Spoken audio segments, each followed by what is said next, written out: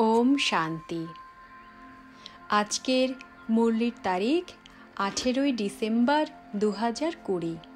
প্রাত মুরলি মধুবন। মিষ্টি সন্তানেরা, রোজ বিচার সাগর মন্থন করো তো খুশির পারদ চড়বে। চলতে ফিরতে স্মরণে যেন থাকে যে আমরা সদর্শন চক্রধারী। প্রশ্ন: নিজের উন্নতি করার সহজ সাধন কি? উত্তর: নিজের উন্নতির জন্য রোজ পোতামেল অর্থাৎ প্রতিদিনের চার্ট রাখো। চেক করো, আজ সারা দিন কোনো আসুরি কাজ করিনি তো। ছাত্ররা যেমন নিজের রেজিস্টার রাখে, বাচ্চারা তেমনি তোমাদের দৈবী গুণের রেজিস্টার রাখো, তাহলে উন্নতি হতে থাকবে। গীত। দূর দেশের অধিবাসী। ওম শান্তি। বাচ্চারা জানে যে দূর দেশ কাকে বলা হয়। দুনিয়াতে একজন মানুষও তা জানে না। যত বড় বিদ্বানী হোক না কেন বা পণ্ডিতই হোক, এর অর্থ বুঝতে পারে না।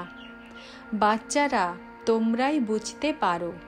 বাবা যাকে সব মনুষ্য মাত্র স্মরণ করে, হে ভগবান, অবশ্যই তিনি উপরে মূল বতনে আছেন, আর কেউই এ কথা জানে না। বাচ্চারা, এই নাটকের রহস্য তোমরাই এখন বুঝতে পারো। শুরু থেকে এখন পর্যন্ত যা হয়েছে, যা হবে, সব তোমাদের বুদ্ধিতে আছে। এই সৃষ্টি চক্র কিভাবে ঘুরতে থাকে সে কথা বুদ্ধিতে থাকা উচিত, তাই না? বাচ্চারা, তোমাদের মধ্যেও এই কথা নম্বরের ক্রমানুসারেই বুঝতে পারে।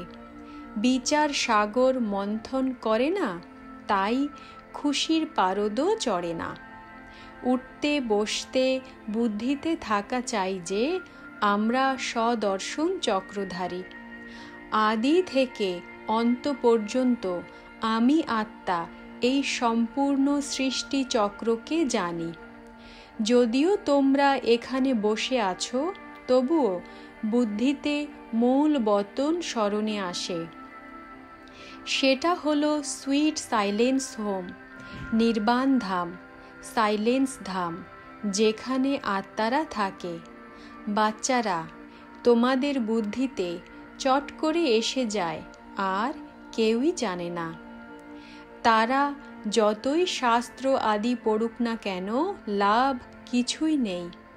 ওইসব হলো অবতরণের কলায়। তোমরা এখন উপরে উঠছ, ঘরে ফিরে যাওয়ার জন্য নিজেরাই তৈরি হচ্ছ। এই পুরনো কাপড় ত্যাগ করে আমাদের ঘরে ফিরে যেতে হবে। খুশি তো থাকে, তাই না? ঘরে যাওয়ার জন্য তোমরা অর্ধেক কল্প ভক্তি করেছ, সিঁড়ি নিচে নামতেই থেকেছে। বাবা এখন আমাদের সহজভাবে বোঝান। বাচ্চারা, তোমাদের খুশি হওয়া উচিত। বাবা ভগবান আমাদের পড়ান। এই খুশি অনেক থাকা উচিত। বাবা তোমাদের সম্মুখে বসে পড়াচ্ছেন। যিনি সকলের বাবা, তিনি আমাদের আবার পড়াচ্ছেন। তিনি অনেকবার পড়িয়েছেন। তোমরা যখন চক্র লাগিয়ে তা সম্পূর্ণ করো, তখনই বাবা আসেন। এই সময় তোমরা হলে সদর্শন চক্রধারী। তোমরা বিষ্ণুপুরীর দেবতা হওয়ার জন্য পুরুষার্থ করছো। দুনিয়াতে আর কেউই এই জ্ঞান দিতে পারে না। শিব বাবা আমাদের পড়াচ্ছেন। এই খুশি কত থাকা উচিত। বাচ্চারা জানে যে এই শাস্ত্র ইত্যাদি সব ভক্তি মার্গের। এই শাস্ত্র সদ্গতির জন্য নয়। ভক্তি মার্গের সামগ্রীও তো চাই, তাই না? অগাধ সামগ্রী আছে। বাবা বলেন যে এতে তোমরা নেমেই এসেছ, বিভ্রান্ত হয়ে কত দ্বারে দ্বারে ঘুরেছ, এখন তোমরা শান্ত হয়ে বসেছ। তোমাদের ধাক্কা খাওয়া সব দূর হয়ে গেছে।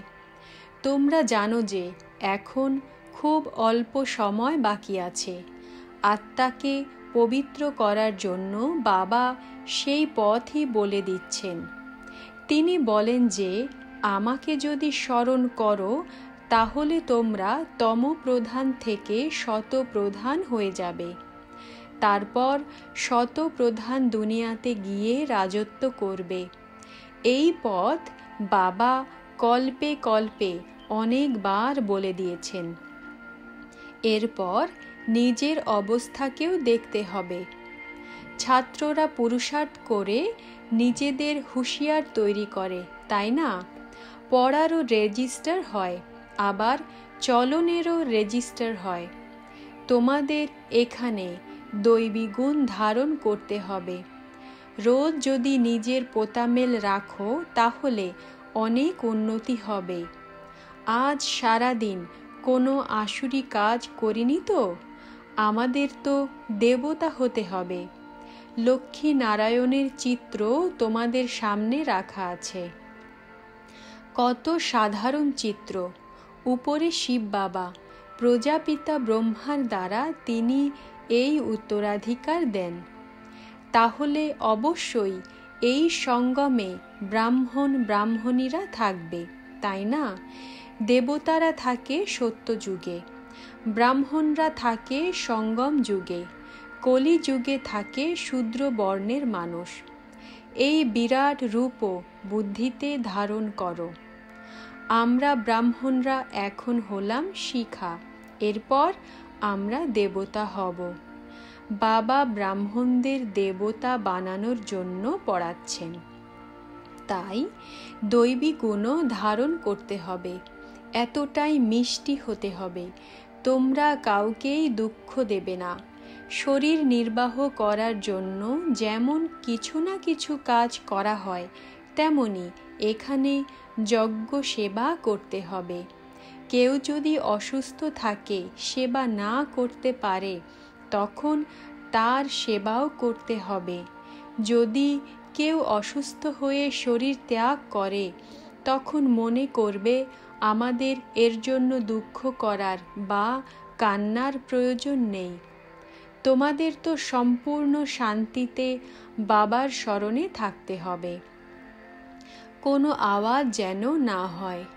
ওরা তো শ্মশানে নিয়ে যায়, তখন তো আওয়াজ করতে থাকে যে রাম নাম সত্য। তোমাদের কিছুই করতে হবে না। তোমরা সাইলেন্সের শক্তিতে এই বিশ্বকে জয় করো। ওদের হলো সায়েন্স আর তোমাদের সাইলেন্স। বাচ্চারা, তোমরা জ্ঞান এবং বিজ্ঞানের যথার্থ অর্থ জানো। জ্ঞান হলো বোঝার ক্ষমতা, আর বিজ্ঞান হলো সব কিছু ভুলে যাওয়া। জ্ঞানেরও ঊর্ধ্বে, তাই জ্ঞানও আছে আর বিজ্ঞানও আছে। আত্মা জানে যে আমি শান্তিধামের অধিবাসী, আবার এই জ্ঞানও আছে। রূপ আর বসন্ত, বাবাও তো রূপ বসন্ত, তাই না? রূপও আছে, আবার তার মধ্যে সম্পূর্ণ সৃষ্টি চক্রের জ্ঞানও আছে। ওরা বিজ্ঞান ভবন নাম রেখেছে, অর্থ কিছুই জানে না। বাচ্চারা, তোমরা বুঝতে পারো যে এই সময় সায়েন্সের দ্বারা দুঃখ যেমন আছে, আবার সুখও আছে। ওখানে সুখই সুখ, এখানে হলো অল্পকালের সুখ, বাকি তো দুঃখই দুঃখ। মানুষ ঘরে কত দুঃখে থাকে। তারা মনে করে কোথায় গিয়ে মরলে এই দুঃখের দুনিয়া থেকে মুক্তি পাব। বাচ্চারা, তোমরা জানো যে বাবা এসেছেন আমাদের স্বর্গবাসী বানাতে। তোমাদের কত আনন্দ হওয়া উচিত। কল্প কল্প বাবা আমাদের স্বর্গবাসী বানাতে আসেন, তাই এমন বাবার মতে তো চলতে হবে, তাই না? বাবা বলেন যে মিষ্টি বাচ্চারা, কখনোই কাউকে দুঃখ দিও না। গৃহস্থ জীবনে থেকে পবিত্র থাকো। আমরা হলাম ভাই বোন, এ হলো প্রেমের সম্পর্ক, আর কোনো দিকে দৃষ্টি যেতে পারে না। প্রত্যেকের রোগই তার নিজের নিজের, সেই অনুসারে বাবা রায়ও দিতে থাকেন। জিজ্ঞেস করে যে, বাবা, এমন এমন অবস্থা হয়, এই অবস্থায় কি করব? বাবা বোঝান যে ভাই বোনের দৃষ্টি খারাপ হওয়া উচিত নয়, কোনো ঝগড়া যেন না হয়। আমি তো তোমাদের আত্মাদের বাবা, তাই না? শিব বাবা ব্রহ্মা তনের সাহায্যে বলছেন, প্রজাপিতা ব্রহ্মা হলেন শিবের সন্তান, তিনি তো সাধারণের শরীরেই আসেন, তাই না? বিষ্ণু তো হলেন সত্য যুগের। বাবা বলেন যে আমি এনার মধ্যে প্রবেশ করে নতুন দুনিয়ার রচনা করতে এসেছি। বাবা জিজ্ঞাসা করেন, তোমরা এই বিশ্বের মহারাজা মহারানী হবে তো? হ্যাঁ বাবা, কেন হব না? হ্যাঁ, এতে পবিত্র থাকতে হবে, এ তো মুশকিল। আরে, তোমাদের আমি এই বিশ্বের মালিক বানাই, আর তোমরা পবিত্র থাকতে পারবে না? তোমাদের লজ্জা করে না? লৌকিক বাবাও তো বোঝান, খারাপ কাজ করো না। এই বিকারেই যত বিঘ্ন আসে, শুরু থেকে এর ওপরেই হাঙ্গামা চলে আসছে। বাবা বলেন যে, মিষ্টি বাচ্চারা, তোমাদের একে জয় করতে হবে। আমি তোমাদের পবিত্র বানাতে এসেছি। বাচ্চারা, তোমরা ভুল ঠিক, ভালো খারাপ শেখার বুদ্ধি পেয়েছ। এই লক্ষ্মী নারায়ণ হল এম অবজেক্ট। স্বর্গবাসীদের মধ্যে দৈবী গুণ আছে, আর নরকবাসীদের মধ্যে অবগুণ আছে। এখন হলো রাবণ রাজ্য, এও কেউ বুঝতে পারে না। রাবণকে প্রতি বছর জ্বালানো হয়, সে তো শত্রু, তাই না? তাকে জ্বালাতেই আসে, কিছুই বুঝতে পারে না যে এ কে। আমরা সবাই তো রাবণ রাজ্যের, তাহলে অবশ্যই আমরা অসুরই হলাম, কিন্তু নিজেকে কেউই অসুর মনে করে না।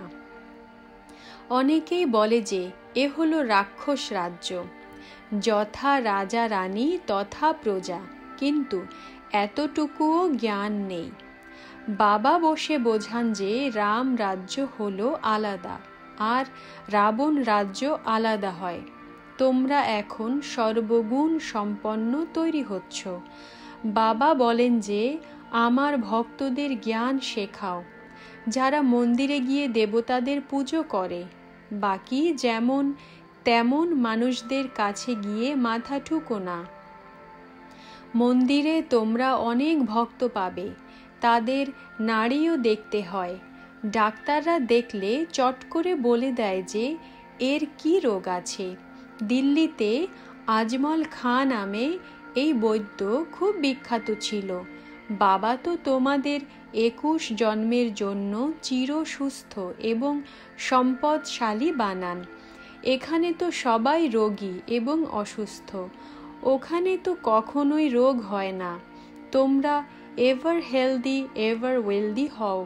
তোমরা যোগ বলের দ্বারা তোমাদের কর্মেন্দ্রিয়ের ওপর বিজয় প্রাপ্ত করো।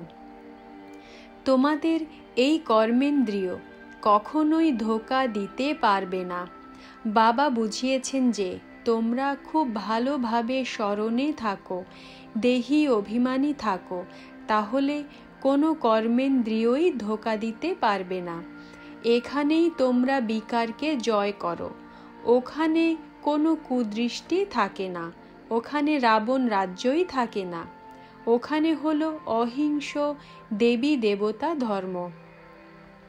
ওখানে লড়াই ইত্যাদির কোনো কথাই থাকে না।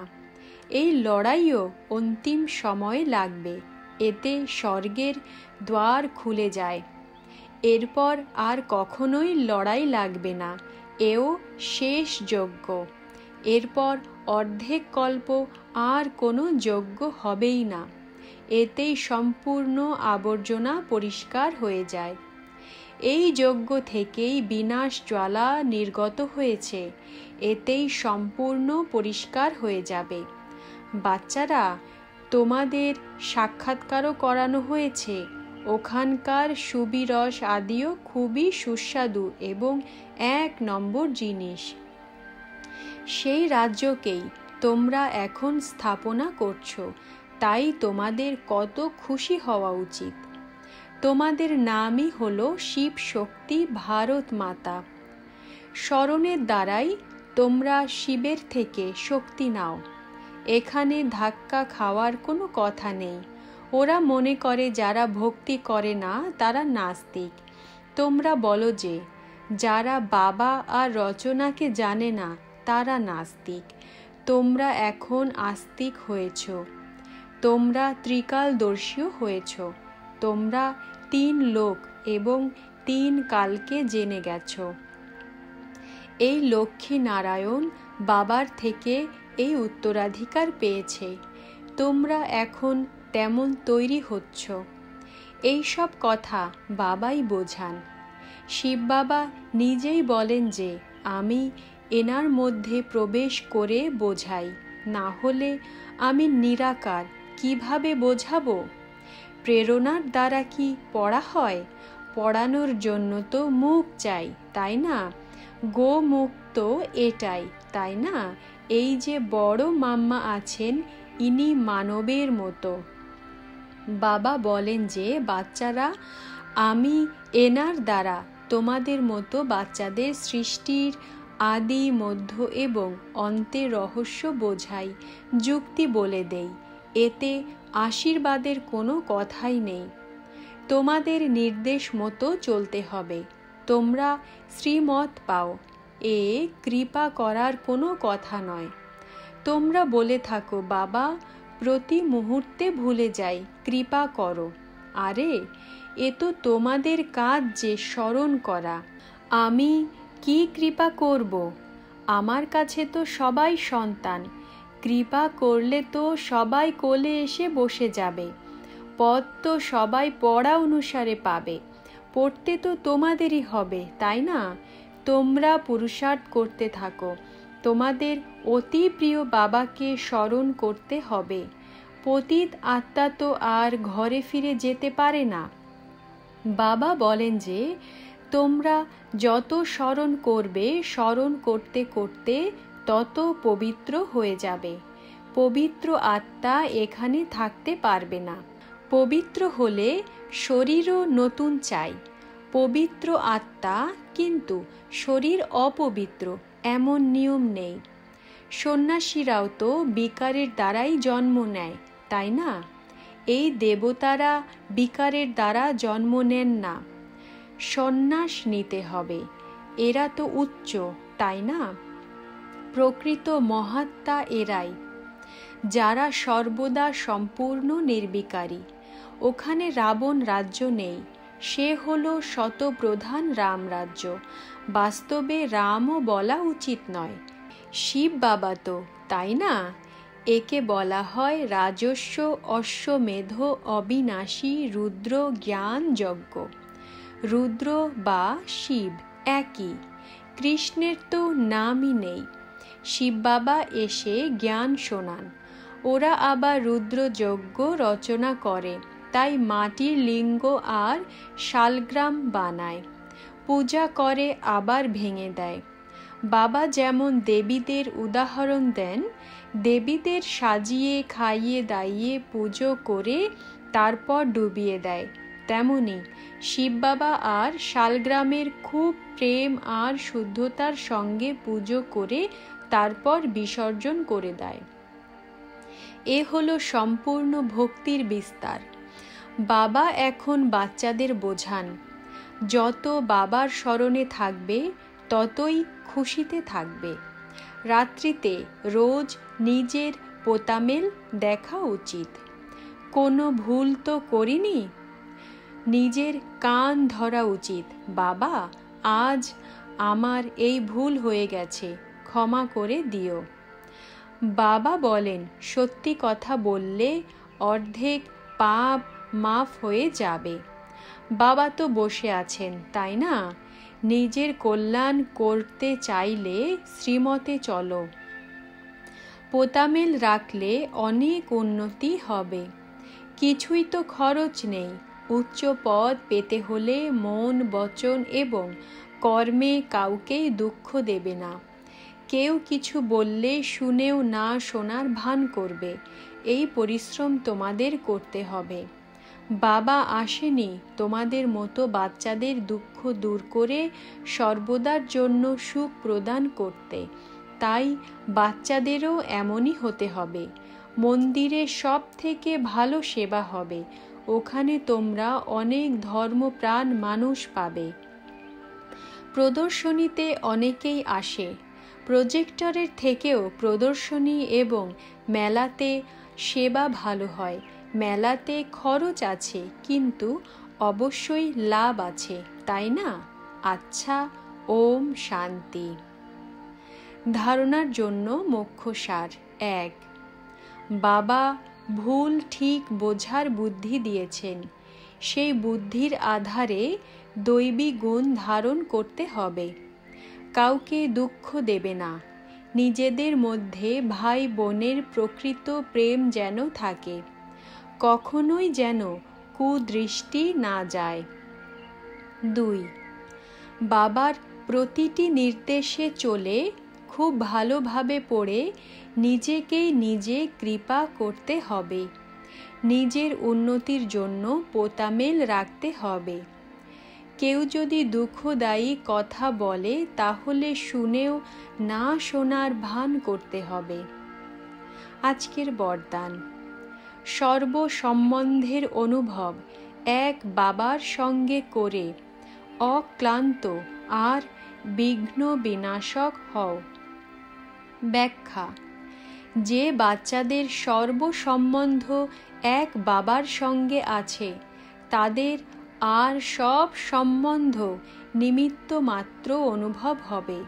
তারা সদা খুশিতে নৃত্য করতে থাকবে। কখনোই পরিশ্রমের অনুভব করবে না। তারা অক্লান্ত থাকবে। তারা বাবা আর সেবা এই একাগ্রতায় মগ্ন থাকবে। বিঘ্নের কারণে থেমে যাওয়ার পরিবর্তে সদা বিঘ্ন বিনাশক হবে। সর্বসম্বন্ধের অনুভূতি এক বাবার সঙ্গে হওয়ার কারণে তারা ডবল লাইট থাকবে। কোনো বোঝা থাকবে না। সমস্ত অভিযোগ সমাপ্ত হবে। সম্পূর্ণ স্থিতির অনুভব হবে। সহযোগী হবে। আজকের স্লোগান। সংকল্পেও কোনো দেহধারীর প্রতি আকৃষ্ট হওয়া অর্থাৎ অবিশ্বস্ত হওয়া। সংকল্পেও কোনো দেহধারীর প্রতি আকৃষ্ট হওয়া অর্থাৎ অবিশ্বস্ত হওয়া। ওম শান্তি, ওম শান্তি, ওম শান্তি।